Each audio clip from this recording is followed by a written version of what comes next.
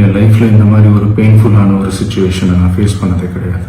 மனசு முழுக்க வலி வலி மட்டும்தான்.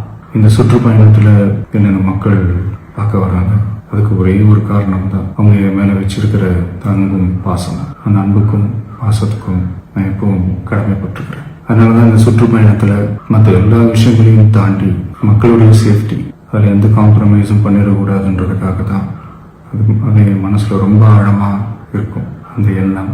அதனால தான் இந்த அரசியல் காரணங்கள் எல்லாத்தையும் தவிர்த்துட்டு ஒதுக்கி வச்சுட்டு மக்களுடைய சேஃப்டி மட்டும் மைண்டில் வச்சுக்கிட்டு அதுக்கான இடங்களை சூஸ் பண்ணுறது, அதுக்கான இடங்களை பார்த்து பெர்மிஷன் கேட்கறது, போலீஸ் டிபார்ட்மெண்ட்டில் அதை ரிக்வெஸ்ட் பண்ணி கேட்போம். ஆனால் நடக்கக்கூடாதது நடந்துருச்சு. ஆனால் மனுஷன் தானே, அந்த நேரத்தில் அத்தனை பேர் பாதிக்கப்பட்டு இருக்கும்போது எப்படி அந்த ஊரை விட்டுட்டு என்னால் கிளம்பி வர முடியும்?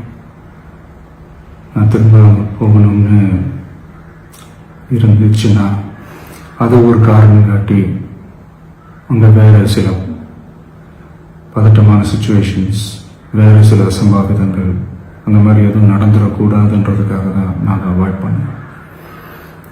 இந்த நேரத்தில் சொந்தங்களை இழந்து தவிக்கிற இத்தனை குடும்பங்களுக்கும் என்னுடைய ஆழ்ந்த இரங்கலை தெரிவிச்சுக்கிறேன். எனக்கு தெரியும், என்ன சொன்னாலும் இது ஈடையாகாதுன்னு எனக்கு தெரியும்.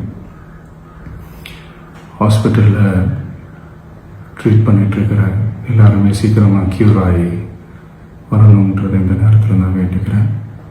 கூடிய சீக்கிரமே உங்கள் எல்லாரையும் நான் சந்திக்கிறேன். இந்த நேரத்தில் எங்களுடைய வலிகளை, எங்களுடைய நிலைமையை புரிஞ்சுக்கிட்டு எங்களுக்காக பேசின அரசியல் கட்சிகளை சார்ந்த நண்பர்கள், தலைவர்கள் அனைவருக்கும் என்னுடைய நன்றியை தெரிவிச்சுக்கிறேன். கிட்டத்தட்ட ஒரு 5 மாவட்டத்துக்கு பிரச்சாரத்துக்கு போனோம்.